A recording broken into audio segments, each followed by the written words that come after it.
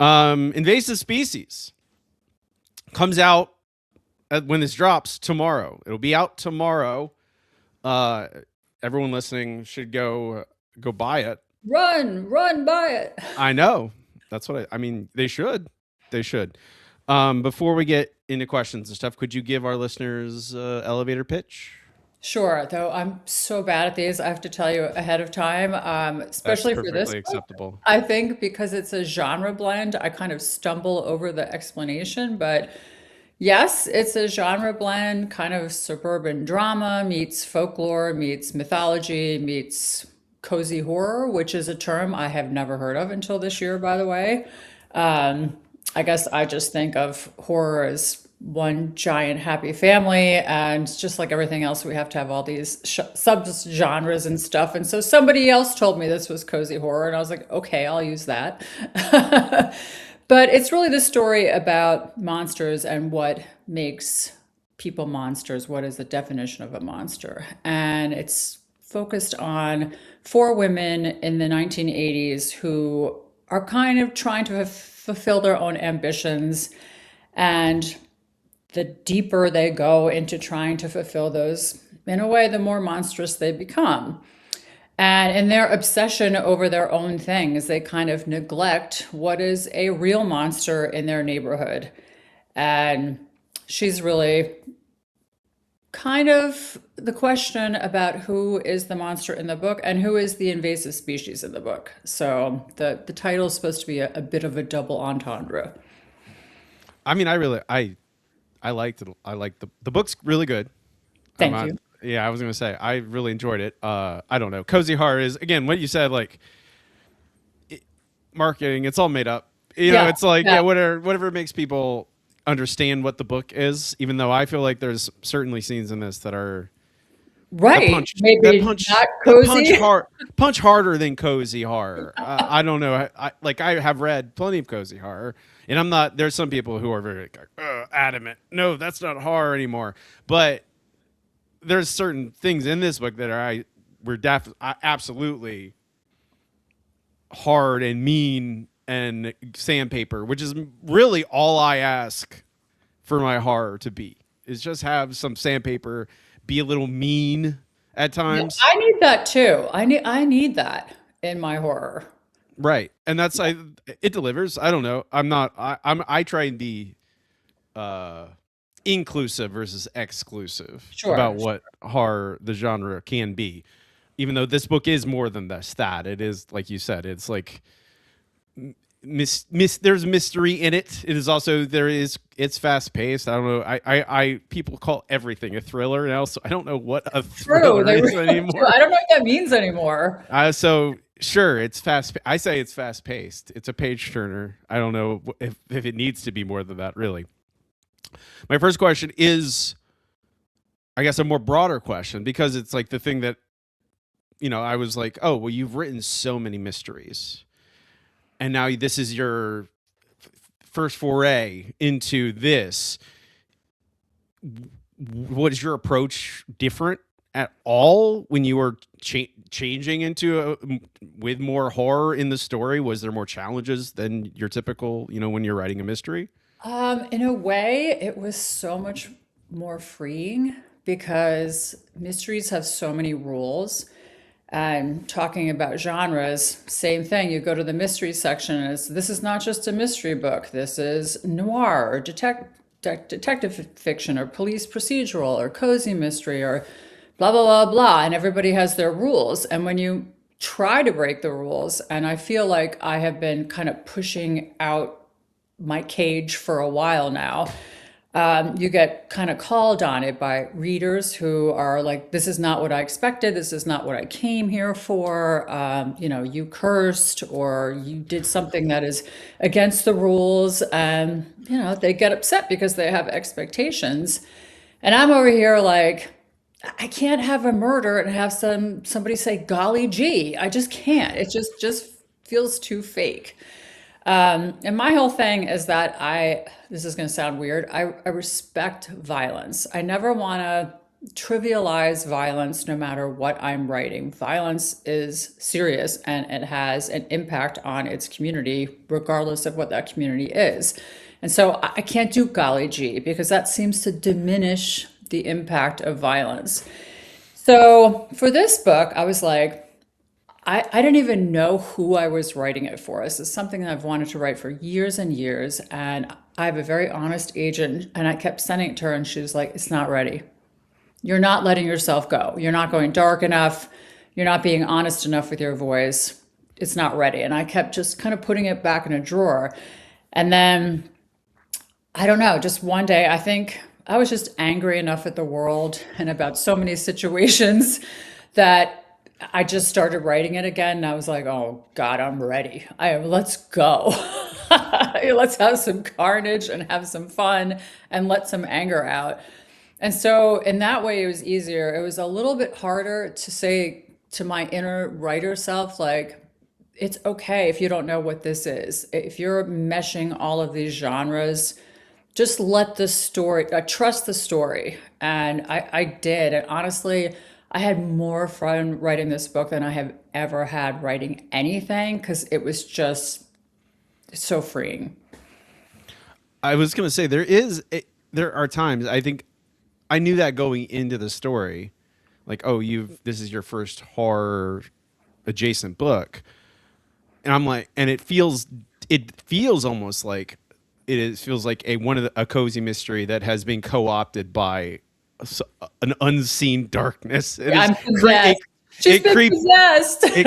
it creeps into the story. But I mean, I love that's great. I love that. I don't know. There's a lot, and it starts slowly and like at first, then suddenly you're like, oh, that's that. No, this story is serious. This is dark. And when you mean about respecting violence, I feel like it holds back it, and then suddenly it punches you with it, which is really what I want. I want to be like, I want to feel the violence. And there's like, I don't know. This is again, I said it earlier. This is not there's certainly moments where it's not cozy at all. Like it's really Right. vicious Like, and I think mean. it's fair to say this spoiler, like, is a floating finger cozy? No, I don't think so, no, but there's certainly, I'm not well, I in mean, charge like, of these things. I know that's the thing. Like what you said about, I don't know what I was writing. I'm just writing something. And that's what comes out of it. Um, all again, marketing. It's like all that stuff happens later. That's like, oh, who I sell this to? I don't know. You sell it to a Right, horror fan. A horror fan. right. This podcast is mostly going to be horror fans. They will like this book. I'll tell them that. Um, it's a period piece, Yes. technically set in the '80s. Why the '80s? Why is it because it just fits the themes better? No, I mean, it was Okay. really intentional. This is a very autobiographical book. I know that sounds weird, but I actually did live on this cul-de-sac on a harbor, and we really did have this neighbor who never came out of her house. And because kids do what kids do, we made up all these stories about her. I mean, her name was Mrs. Smith, and she was this lady who I never laid eyes on. I mean, year after year after year. Very strange. She got a lot of deliveries to the house. One day a box would be on the porch, and then the box would not be on the porch. So, at some point she brought the stuff inside, but I never even so much as saw her hand. So of course she developed this kind of air for us kids, and we were of the '80s. We were going around in bike mobs, very much like in Stranger Things. Our parents never knew where we were until my mom had a ship's bell that she would ring that was attached to our house, and when we heard that bell, we better haul ass home but we better not be late. But otherwise, we just ran around in packs and built forts and messed around in people's basements and stuff like that. But we talked about Mrs. Smith a lot. And then one day, I don't know how, I think she called my mom and said, I want to hire your kids to do some yard work. And my mom was like, great, send them over there. And her garden was very strange. There were old gravestones in there that Oh my really god. had unclear markings. There was a boarded up well, which was super creepy. And then we found an old ring tangled up in these weeds, and the place was overgrown and full of poison ivy and stuff like this. And so, to me, like felt like she was in that house watching us work, and this not a positive presence. You know. And we did get paid, and we did work in her garden a bunch, but we also had to cut through her property to get to swim team practice and stuff like that. But we gave it a wide berth and made sure we were always on the beach as close to the water as possible.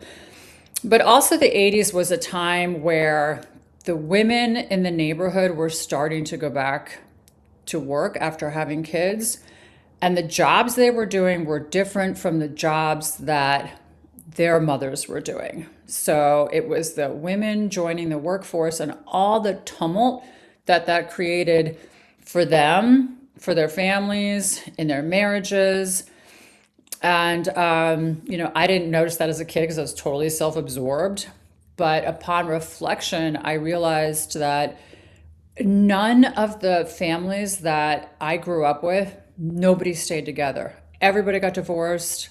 Everybody turned into a dysfunctional family. And I'm not saying this is because the women went back to work. I'm saying that this happened because the women were trying to be everything and they couldn't do it. So it was very deliberate based on what that neighborhood that I grew up in basically fell apart.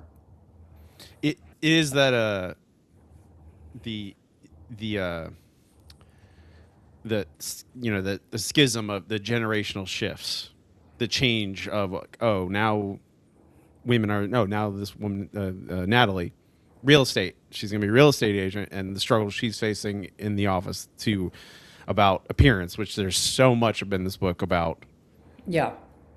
appearance and masking and facades and all that stuff.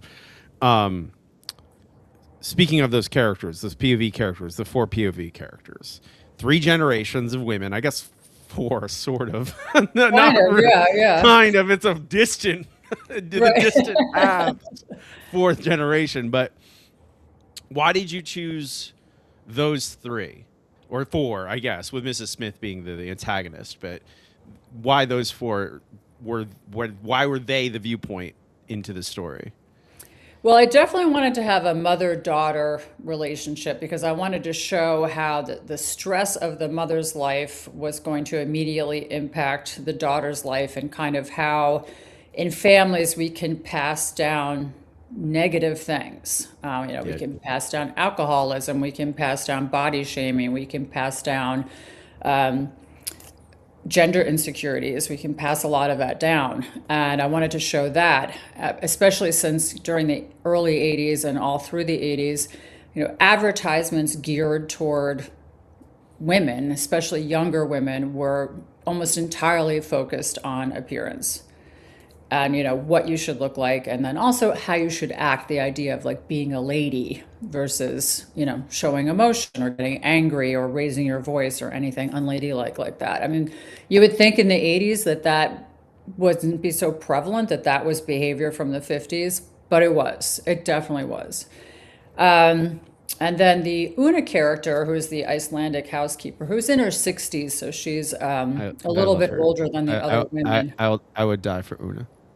Yeah, Una is real. Her name was Lily, and Okay. she was from Iceland, and she did take care of us when my parents were away. My mom would often go on business trips with my dad, and we would be left with our Una, and she really was an archetypal fairy godmother. She had this beautiful silver hair and these gorgeous blue eyes, and she never raised her voice. She never had to, because we would have done anything that she asked us to. We did fight when she was around because there were three of us, but not as often as we usually would. And she was just this gentle, beautiful person who was in our life and seemed to be calm when everybody around us was not calm. Yeah, it's this the clashing of these personalities, and like I don't know, it honestly every time you get to a new chapter, you're like, oh, okay, things are calm, a little calmer. Everyone else is on fire at all times. or Right, is and like, she has a positive relationship with her husband. They're very loving and yeah. sweet. You know, he brushes her hair, she makes his coffee. I mean, they really are this kind of little oasis in the middle of everything else, which is like a hot mess. Was there also, was it purposeful, the class disparity between especially Una and I would say even Natalie, and then Mrs. Smith, and then the other families? It seems like they're always, you had mentioned it at the very beginning. It's like these like these little these them all noticing, oh, you can afford this, I can afford that. But then you Yeah, look down to Una, yeah. who is their servant effectively. You know, she is a maid or a nanny, and she's below them. Was that a part of the selection of like wanting to have all these different perspectives? Yeah, I mean, I definitely wanted to explore that because I do remember as a kid that there was a lot of, grass is greener type discussions among the parents. And they would get together and gossip just like anybody else was. And it would be like, well, the plumber up the street has a boat that's like 20 feet, but our boat is 35 feet. And oh, but up the street, their boat is 75 feet. So it's kind of like the size measurement around us was Yeah. boats, which I mean, I hated all of them. So I was like, I don't care if I never see another boat for the rest of my life. But yeah, I mean, really, after Jaws came out, I was scarred for life. Not that that's stopped me from seeing the movie 5,000 times because I have. I love Jaws.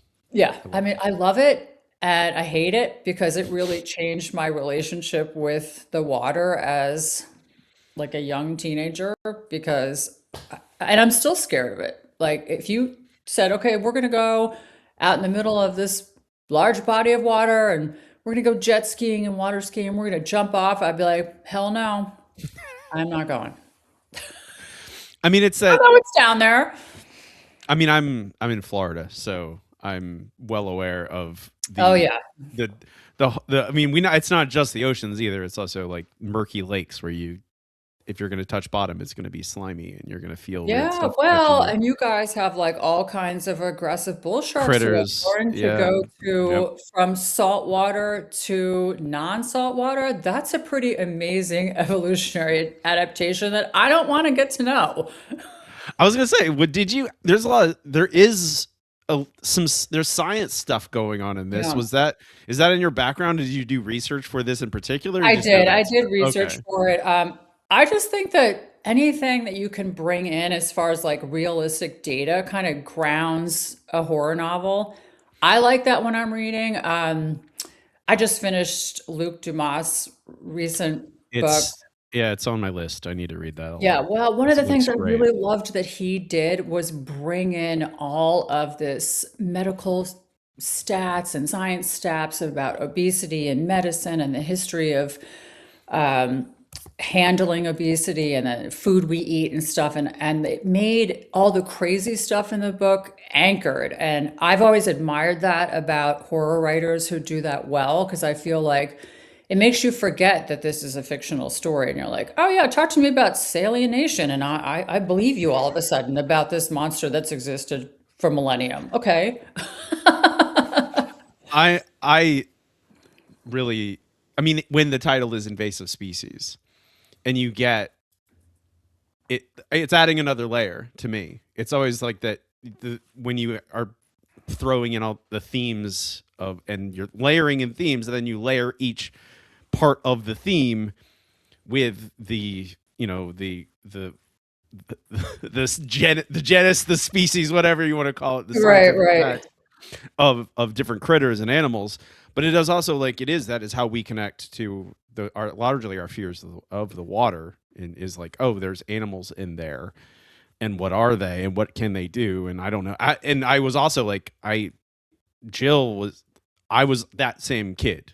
I Yeah. was the one like reading books about monsters and then looking up, facts about sharks and tigers and Komodo dragons and whatever. So I immediately, and I don't know, Jill is also like, you get told by your mother, don't eat that. You're not allowed to Yeah. eat that. I'm just like, I just want sweet cereal. I want a sugary cereal, Mom. Yeah. It's so delicious. Yep. All of Um, that stuff is exactly how it happened. I had a friend up the street and I was allowed to have Captain Crunch with Crunch Berries when I went to her house. And that box of cereal would have never passed through the doors of my house. And if I had had any in front of everybody, the shock and disgust and horror would have been like, I just killed somebody. I'm like, I can't believe you ate that. And do you know how much sugar there is in there? And do you know what that's going to make you look like? And you're never going to get married and blah, blah, blah. I'm, Yeah. I'm 13, Mom. Please don't put Right. that Like much on one me. bowl of cereal or like one donut, whatever, would automatically equate to some way that I was going to fail as an adult not to secure a marriage. And this is in the 80s, but this Yeah. was not uncommon. So, No, I know. It's the. I mean, it's the. And you saw that. You see it echo in Natalie, and Natalie being Jill's mother. Like you see her. Also, you see her thinking about what she'll eat and what right, she and I like, and you can. I see the straight through line to Joe, and you're like, oh, that's. It's like, and but I mean, again, there's so much about consumption in the book as well because mhm, Mrs. Smith is also always thinking about how she's going to get her next meal, right. although it's Hunger not. is definitely a theme because I Yeah, think we can all relate to that. I was gonna say, speaking to that Luke DeMoss book, the Yeah. the hunger. It's partially why it's on my TBR along with 1,000 other Yeah, I think books. you're gonna love it. I'm sure it's a book. I mean, I looked at it. I saw it got published. I'm like, I had a very like vague idea of something. Like I want to write something about the drive to like. I don't know. I've always had. Now we're just talking about that book, but I had this idea of like I go to the grocery store and I see a box of donuts and I have like an existential crisis as I'm staring at the box of donuts. I'm like, this should not do this to me. Right? It's just donuts. It's Yeah, not a the bag of broccoli is never gonna do that to you. no, exactly. You look at a bag of broccoli, I don't feel bad if I'm considering buying it or not, but donuts I am. Okay. Yeah, yeah, But I mean it's in this story the and the fact that I don't know, Jill is so the hunger and the appearance of having to look the right way and appear the right way. And you even see that in the other side with Mrs. Smith when she is deciding how she wants to look right. and how she uses that against us, against humanity to a certain extent. Even though I don't, was there when you're writing Mrs. Smith, who's the antagonist, and we got a lot of chapters with her and her perspective. Was there a lot of back and forth about how likable am I going to make her? How do I try and add a little degree of that grayness in there? Do I want to write her as a true, just utter villain, or was there a feathering back and forth on that? I just wanted her to be animalistic, Okay. because animals don't apologize for what they are. I mean, she's a predator, as any other alpha predator out there. That's who she is. She's unapologetic. And I tell you, it's really fun to write an unapologetic female of any kind, especially one who literally does not give a shit what a single human thinks about her. And, we're all sheep to her. But there is anger simmering below her surface because what she does have a powerlessness when it comes to our species because we're ruining the water. And that's her home habitat. And her anger's been simmering for hundreds of years. And she really can't defeat us because we're just legion. So I think in a way, I didn't have to do much to make people kind of side with her because it's just the way it is. This is who we are. This is what we're doing to the earth. And to have a monster who is attacking people because of it in a way kind of feels okay. Yeah. I mean, there is that the other thing that I think pushes back against this being like cozy too much at the time is that it's very gray. It's very much like you are deciding who are the good guys and who are the bad guys, if there are any at all. Mrs. Smith is like, yeah, she is an animal and is terrifying and does awful things, but it's also like I'm never like angry at her. I don't hate her like I do some villains where I'm like, Right, right. oh, I want them to suffer. I want them to pay. And this is more like, well, she has a point. she she's not wrong. She's Yeah, destroyed. We are. She can defeat like a single human, but she can't defeat humanity. right. At least, certainly not by herself. And on a surface level, I kind of went into it like, I'm going to make sure you dislike these female humans pretty much right away. But then I also was hoping that readers would be sophisticated enough, which they are, to sit Yeah. back for a minute and think, well, what choices did these women have? Could they have made better choices? Is this societal pressure that made them like this? Is this disappointments and frustrations that twisted them? Because how does a good person turn into a monster as a human? Situations twist us and batter us until we're not really who we were before. And you can kind of like go back and see what were all these little, basically slices that turned them in, scarred them into something that they no longer recognized. And I'm hoping by the end of the book, people understand that, yeah, these were unlikable characters, but could they have been anything else? I'm not I mean, sure. we've said multiple guests we've come over this, but perfect characters are good, perfectly good moral people are kind of boring protagonists. I want flawed people who have make tough decisions and who make bad decisions because that's all they have is like, I have to do this. Right. It's either, well, I mean, like Natalie, like, yeah, she gets dealt a bad hand in the real, like she wants to be her own woman. She was very smart, but then waylaid by being a mother. And then like every step along the way, there is these, you don't handing a character a good decision and a bad decision isn't very exciting. But if you hand them two bad decisions and they have to Right. make either a bad one or a bad That's one, fun. Now that's yeah, fun. that it is fun. But Yeah. I mean, I don't know. I was very much on board the entire. I'm like, oh, there. I'm again. It's the book has teeth, Yes. not to put a point on it, That's but how I like to put it. It has heart, but it also has teeth. yes. We're running out of time on the first segment. I know it's quick. Podcast police. They arrest me if I take too long. Ooh, Yeah, okay. exactly. Sound the alarms. But we move on to our next segment, the second act. And this is broader bookish questions. May or may not be connected to invasive species. But the first question is going to be from my last guest. And at the end of this, I will ask you for a question for my next guest. Awesome. It can be about anything too. Whatever. Some mostly writing questions I've gotten, but I've also gotten some oddballs that have nothing to do with writing at all. So whatever you want. Hey, we could talk about donuts for a while. Bring it Oh on. my God. Hey, if you ask a donut question, I I'll have be thoughts happy. about donuts. I was going to say, I could do a donut podcast probably. Your question is from Philip Fracassi, and his question is, what is your drafting process? Oh, um, you know, I don't have a great answer for that. I'm a super organic writer. Um, I've been doing this for 20 years, and I have learned not to really edit myself. So I kind of write in these little chunks. Like I'll write in 3 or 4 chapters, and then I'll pause and I'll be like, was that any good? Um, do I need to change anything about that, or what's coming next? And then I'll write in some more chunks. And since I've mostly written mystery novels, I will say that to write organically gives me the freedom to change my mind about stuff. And sometimes I end up liking the killer so much.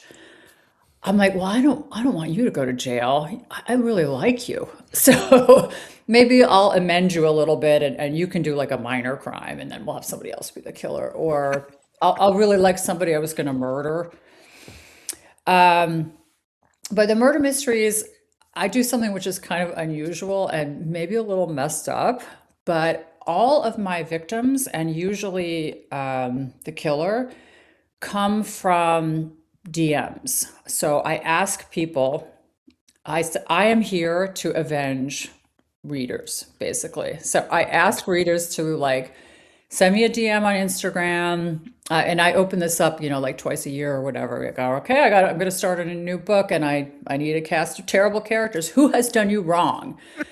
Okay. And I'd never asked for last names. I asked for like a couple a physical description so that when they read the book, they know I'm killing this person they don't like.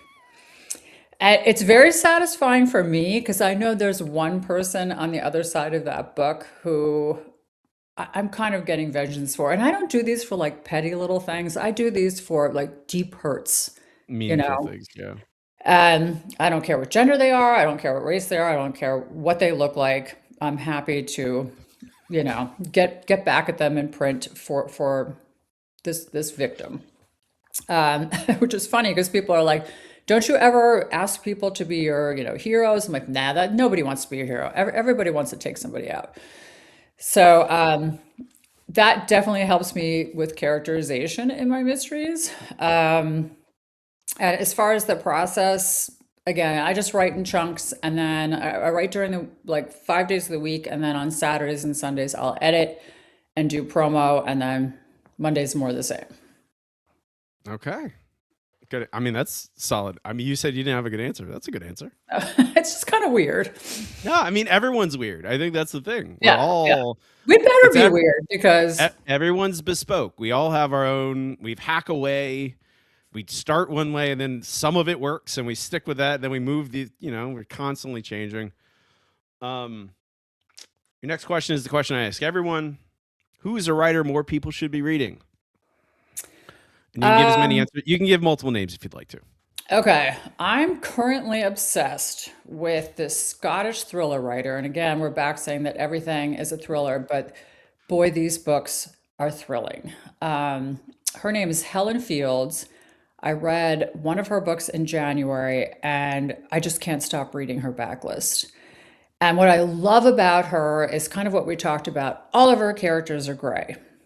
But she does, I think, the best job of any thriller writer I have ever read in giving us a motivation for the killer, where you see the slow kind of disintegration of their morals and how anger and fury and disappointment overwhelms all of the good qualities of them. And you understand. You're like, what they're doing is really, really terrible. And she does some really terrible, terrible things in her books. They are dark. But I'm always so emotionally moved by her books, by the conflicted heroes and then by the villains, because I feel so much empathy for them, and I shouldn't because they are doing such horrible things, but I really do. And that takes an incredible amount of talent. It's very hard to have. I mean, that's what a lot of times what you're looking for when you are writing that is like that conflicted of like, well, they've done a horrible thing and they deserve some kind of justice, but also I understand. You're just talking about it, trying to create that what's right. Well, you decide. You're the reader. You decide it. Helen Fields, and you look that up. There will be links to buy that in the show notes too for anyone listening. You want to go click and find a book. What's the best piece of advice you followed? Probably it was really basic. It was just like, if you want to be a writer, don't quit, because if you just keep trying, you'll get there. If you quit, you never will, which sounds so basic. But I think there are so many levels of rejection for a writer. There's the rejection you can get from your writing group. There's the rejections you can get from an agent. There's rejections you can get from publishers. There's rejections you can get from a reader. And you really have to be a stubborn son of a bitch to just keep going. Amen. Yeah. Amen. And I've got stubbornness in spades. So I'm like, okay, fine. I'll take some more abuse. Bring it. Yeah. I tell people, everyone, I don't know. I'll sometimes complain on social media. People are like, Robbie, don't quit. I'm like, I'm not quitting. I'm just Yeah, complaining. I'm just venting. I'm just complaining a little bit. Yeah, yeah. I'm not going to stop. I'm stubborn as hell. Right. So maybe No, that's the secret to writing. Just be stubborn as hell. I think, I mean, most writers I know, I mean, I guess there's others like those rare unicorns that just succeed immediately. Oh, And they don't no. But I've face, never actually met one. They exist. I I also know have not they're met out them, there. but We know who they they are. We see their books all over the place, but I've never actually met one. So I think no, most people are like us. I think we're yeah, grinding. yes. I mean, I think no matter where you are in your career, it's always just like, well, you grind. Yeah. You are not the first person to bring up the word grind on Yeah. this You can podcast either. disappear. You can disappear pretty quickly if you don't keep working. No, you have to just keep Yeah. pushing. Yeah. Um, you kind of mentioned this earlier, but I'll follow up. How has your writing changed since when you first started writing and since you started publishing? Well, I will say that I think if I had tried to get published with my first book now, it never would have happened. It's just not very good. I know that's a weird thing to say, but it's completely honest. Like, I reread it years after I'd written it, and I'm just like, I wouldn't have put this out here. Like, there's not enough characterization, there's a lot of stereotyping. Um, there's things that would have been or are offensive, which I just didn't have awareness of. So I ended up rewriting, I think, probably the first six books that I ever wrote. And I think that at the time when I sold, publishers were looking for new cozy mysteries with a fresh hook. And the thing is, like, they didn't even really care if it had deep substance because they weren't really going to support me with any kind of promo or anything. It was just kind of like, we're going to give you a 3 book deal. And I was so innocent. I was like, that's it. I've made it. I have this publishing deal. I'm going to get all this support. They're going to advertise me. And oh boy, I have a lot to learn. Yeah. So, all of a sudden I was going to have to become this HR machine. And I really didn't know what I was doing. I was an English teacher before that. So yeah, I could get up in front of a room and talk to people, but I had to book the room of people to talk to and how to get them into the room and all that stuff. So that was really, really intimidating. Like figuring out that I was going to have to be a PR specialist on top of a writer was a lot. So, the many hats. Yeah. The many hats. And most of us are introverts, so sometimes that hat can weigh the most. Yes, again, it's I just want to write books, but no, you also have to sell the books. You also have to market the books. You also have to be a public speaker at times, Right, right.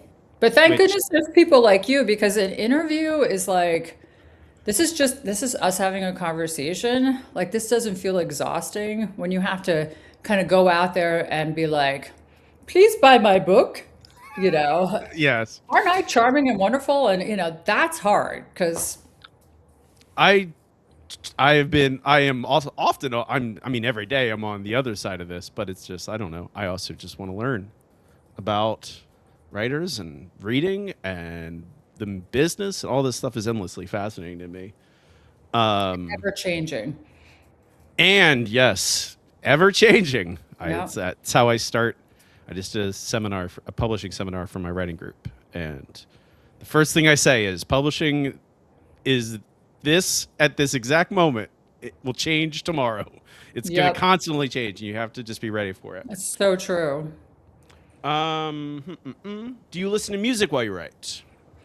I don't. I like the din of a coffee shop. I have a favorite local mom and pop coffee shop, and they do background music, which I like. It's mostly local bands, and it's just got the perfect din. It's the right size, so the ceiling is the right height. It doesn't It have too matters. much That echo. matters. All this It stuff matters. happens. The chairs are fairly comfortable. The table's the right size. They're one of the few places in the area that makes a macadamia nut latte because I really like those. Sounds good.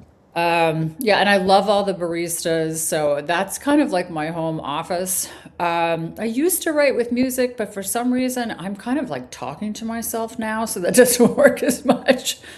I'll say, well, okay, well, and one person talks to another. I'm like, when did you start talking to yourself?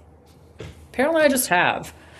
I mean, you adapt. Again, you adapt, Yeah, you change, add that, addend that to the your drafting process. Or you I just start. age and you start getting a little balmy, so that's also part of it.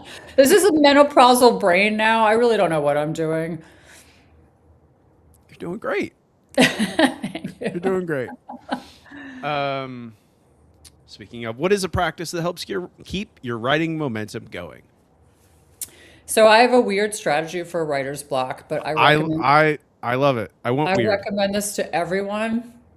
Get a massage. I know this sounds so Okay. weird Okay. and very like a little self-absorbed, but there is something about having your eyes closed and being face down in a pillow while somebody kind of like gets your blood flowing. I swear it just makes things in your brain go better. Every time I'm super stuck, I go to we've got this local Eastern massage place, and it's kind of weird because they really beat me up, and yet still I'm like, I've got an idea. Every time I walk out of there, I'm like, you guys did it again. They're like, no more block. I'm like, no more block. I mean, I mean, it's also a little meditative. You know, it's a little meditative. You're like, you're quiet. You're just sitting there. Your brain isn't going anywhere at all, so it can just flow. You know, it's connected to. I believe a lot of people just say go for a walk, which Yeah, is I common advice that I give people is like go for a walk. But I mean, it's just anything that is and the fact that they beat you up is very yeah. funny. But I was I mean, gonna if say it like it's works, mostly sensory deprivation, I guess I need to like yeah. get through those blocks, but there is one sense that's definitely like, ow.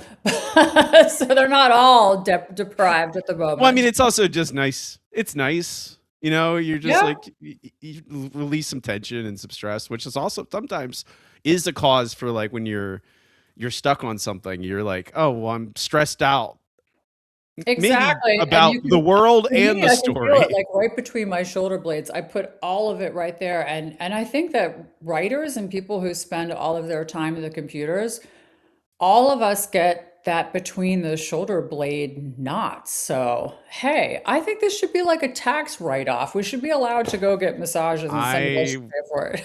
I would. It's tax season. You should just put it in there. That's They a slip probably yeah, They're just put too it in they're too there. busy to notice. They're They probably too will. understaffed. You're. Yeah, that's 100% true. Right.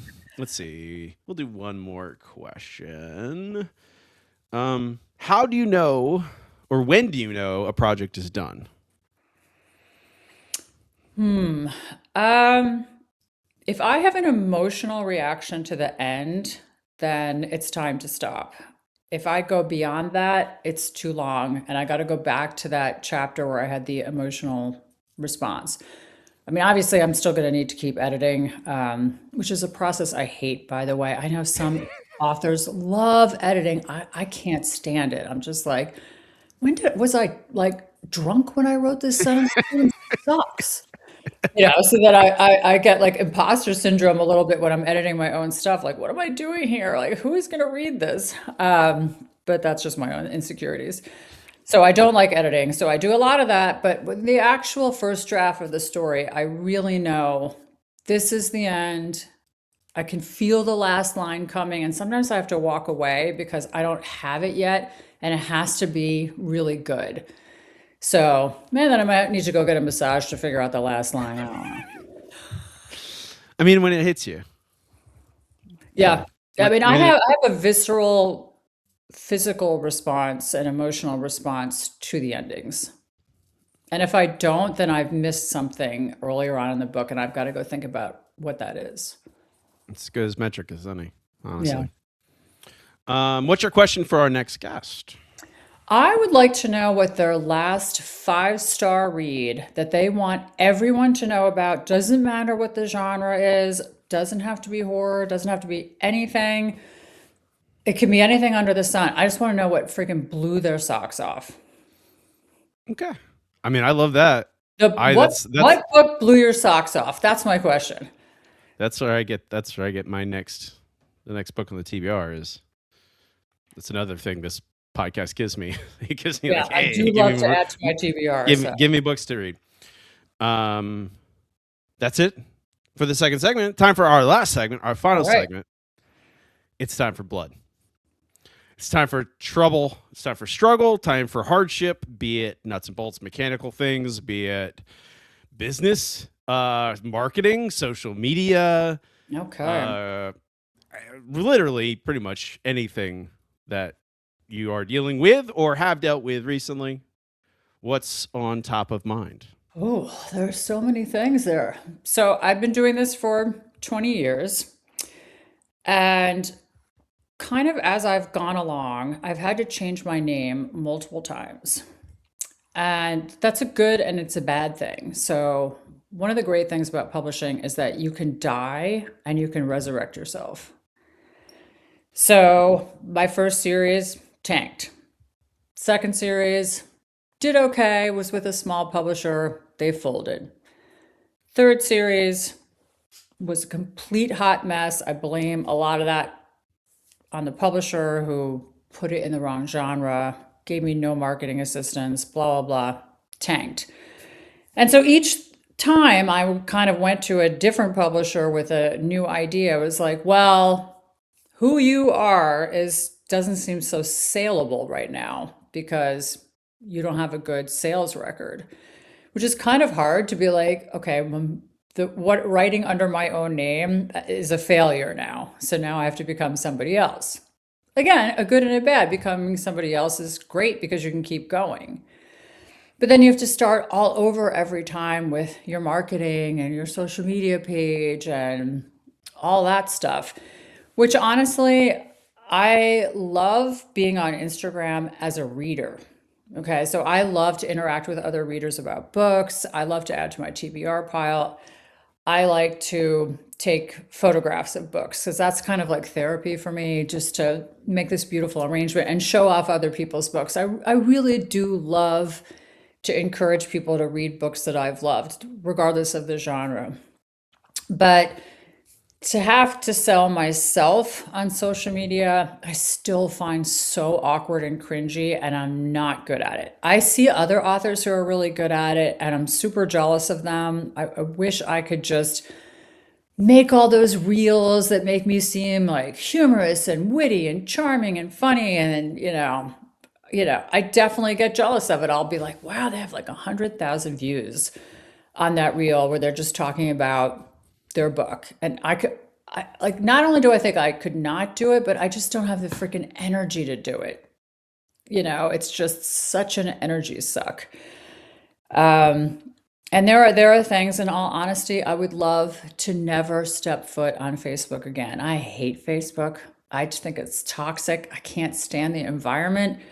I feel like there's a lot of pressure for writers to be places maybe we don't want to be, and to kind of like dance around how we feel about things in the world so that we Oh, don't offend a lot yeah. of people. I don't do that.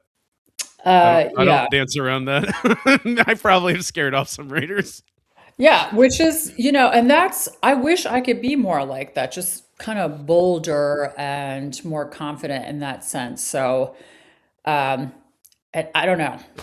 So I think that reinvention is exhausting, but also a good thing. I think that social media is exhausting, but also a good thing. Um, Also, I've noticed that other writers are very open to being like contacted by email and stuff like that. I stopped publishing my email because I had people show up at my house before when my kids were little. Now, keep in mind, I'm writing cozy mysteries. Yeah, Okay. nothing too upsetting. Yeah. Well, I've been told that I'm going to hell for using the Lord's name in vain, and I have Oh, wow. many, Okay. many, many, many messages on Facebook for 17 years, right? Basically telling me that. It's fine. I can ignore that. But it's just like the trolling has gotten so escalated that there is a little bit of a fear in me that, like, okay, if someone decides that I did one thing wrong, like, I'm going to be canceled, just like that. And it does sometimes when I'm writing a sentence, I'll be like, am I allowed to say this? Right? I mean, it's the that in particular, I think is I've talked to authors about this on this podcast before, and I think we all have that kind of sense of like, but I mean, I feel like the fact that you are thinking about it almost immediately disqualifies you from being like the actual culprit of something that's going to be harmful. Like you're trying to not cause harm. You don't want to Right, right. be irresponsible with something you say or have a character say. I think a lot of times it's like a battle of being exploitative. Like you don't want to be exploitative, but Mm. if you're the harder, and like again, as a person who writes horror, and most of the people are like only are writing horror, when you're writing cozy mysteries, it's a little bit more of a, I guess, back to your crazy fans, like those people are a little bit, calmer people, a Right. little, and less horror fans in general are actually pretty progressive and are, you can't really upset them Yeah, I'm actually easily. less afraid of horror fans. I feel like horror fans are like super chill. I mean, maybe because they're They're just not all that way, open. but more, I would No, say yeah, yeah. more. But I feel like they're open to exploring darkness, right, in Right. humanity. And in cozy mysteries, like I like to explore that darkness, even though I'm not getting as graphic because it is murder. Why do people commit murder? There's darkness there. Let's explore Yeah. that. And I think that some people they just don't want to go there. They don't want to see that. They want happy endings. They don't want any kind of shades of gray. And I'm just not going to write like that because No. that's not how I see the world. No, and I think there is the the when you're right, when you're going into this book is going to be a darker book, it's going to be more serious, more heavy. It gives you more allowance to write, characters that are unlikable and do very unlikable things. My last book, I got a sensitivity reader because I was very concerned about being exploitative. And they're like, "No, you just wrote a book that has really upsetting things in it, but it's Yeah, honest." And a lot of times that is the litmus test in my heart. It's not really like, "Oh, will this upset people?" I'm like, I want to upset people. I want right, to challenge people. It's more, am I being honest with this character? Am I being authentic with this character? And is it exploitative? right. Like, if it passes those tests, I don't know. I'm not too utterly like, I don't know. Canceling is also like, I don't, I don't know anybody personally who's had to go like, there's always like, as long as you, I don't know, you pass the test of, are you an asshole? Like, are you being like, it's Well, like, we're all no. assholes, kind of, Well, sometimes. Yeah, it's I mean, but it is also like, are you trying to just be mean and yeah, awful for no yeah. reason, or no? It's tactical. Chris Panettiere was on the podcast a little bit ago for his book Daytide. It's one of my probably one of my favorite episodes I've ever done, and we talked about this. And he's like, you don't. He talked about how he submitted a manuscript to his agent, and the agent was like, you need to, there's a specific scene in there that is very boundary pushing and hard. And he's like, Mm, you didn't push hard enough. You have really? to, he's like, you have to push harder on that, because to not do that is a disservice to it. You have to, it's that fine balance of, uh, not, it's, you can't just be a reporter. You have to, we are writers because we want to deliver the emotional impact of something, especially when you're writing horror or horror adjacent things, emotional impact of horrible things happening, and Hmm. how the real weight they carry. You can't just report it. You're not a journalist in this, at least in this instance. But also, you can't zoom in on it like you're like, it's like a B movie from 1981. You have to, that it's hard, which is why I think a lot of times we always are like, what do I do? Do I keep going? Do Yeah, I have this horrible thing in there? Or do I, well, you're like, well, it is hard. It's difficult. I mean, that is part of the craft. It's part of like, well, what is that right balance? And there's no one going to tell you that's too much. Or there's always going to be a reader who's like, my last book is a religious horror novel, which severely critiques evangelicalism in America.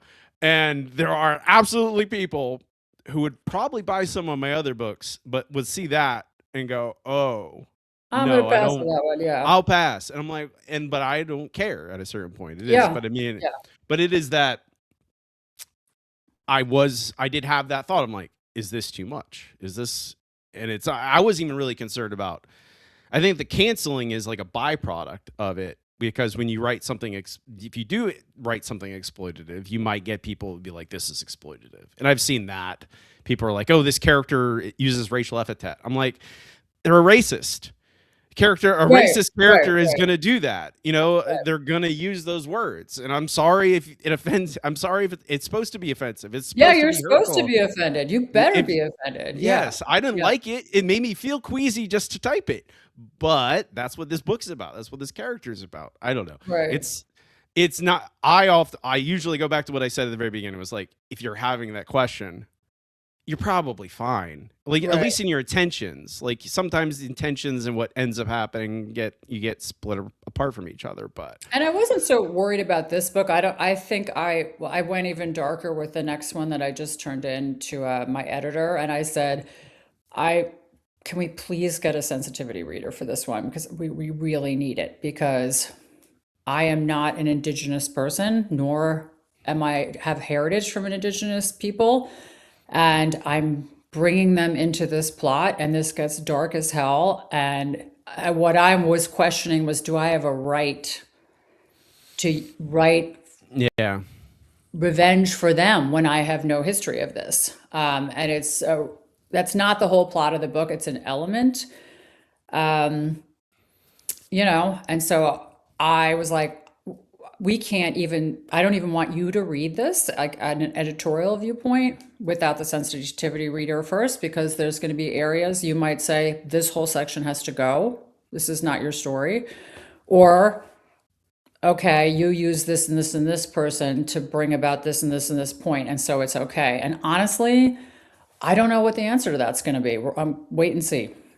yeah. I mean, it's a lot of times, again, the fact that you're thinking about it genuinely, like, again, I try not to be too judgmental of myself. There are absolutely story ideas where I went, I can't write that. Yeah. And especially when it's the whole story, when it's Right. about Right. like, I'm not, I literally, I can give Yeah. it to somebody else and they can Yeah. do it. There are I'm stories we not, can't write for sure. I can't write that. um Even, I'm like, I am working on a retelling of Moby Dick right now, reimagining. There is no key keg in that story, because key keg belongs in 1850, not in 2026. So there's no way Yeah. that I can reclaim that. I'm not going to try. It would be ridiculous. But I mean, like, I think you have to just be like, well, I'll take it as I come, try my best, be as mindful as you can be, which again is, I think, most of the battle Yeah. is just being mindful about it and not blundering through and just publishing whatever you want and be like, who Right, cares? this It's seems fine. trendy. Right. I mean, sometimes, those people are out there. Yep. Yep. Yeah. I don't know them, at least personally, but they're out there. Yeah, we don't know anybody. We don't know them. We don't know the unicorns. I don't know who we I know. I mean, I know mostly just people like me who are just Right. like Same. trying real hard and like doing their best and like Right. trying to make good stories. I don't know. Doing this podcast, my circle of connections has certainly expanded. There's a lot of people I would have not known otherwise. I do who I do now. Yeah, that's got to be so cool. I mean, it's great. I love it. I mean, it's partially why I started the podcast. I'm Yeah. like, I want to talk to these people. They're smart. I want to learn. Honestly, it's listening and veterans, people who've been around the block, and they can tell me, hey, don't do that, Robbie. That's dumb. And I'm like, okay, thank you. I won't have to waste my time. Before we go, where would you like people to buy your book, where they can find you online, all that stuff? So my website is elleryadamsbooks.com, and my event schedule is on there. I'm gonna have a crazy April and May, so I would love to meet some of you guys in person. That would be awesome. I am mostly on Instagram. I have posts on Facebook, but I never go on Facebook because my messages box are just full of evil. So Instagram is just at Ellery Adams, and again, like, I'm on there just talking about books. I'm just another reader on there. I'm a reader before I'm a writer. So anytime you want to talk about books, I'm there. I'm ready to talk about books. Hell yeah. Thank you, Ellery, for joining me. I really appreciate it. Thank you. That was awesome.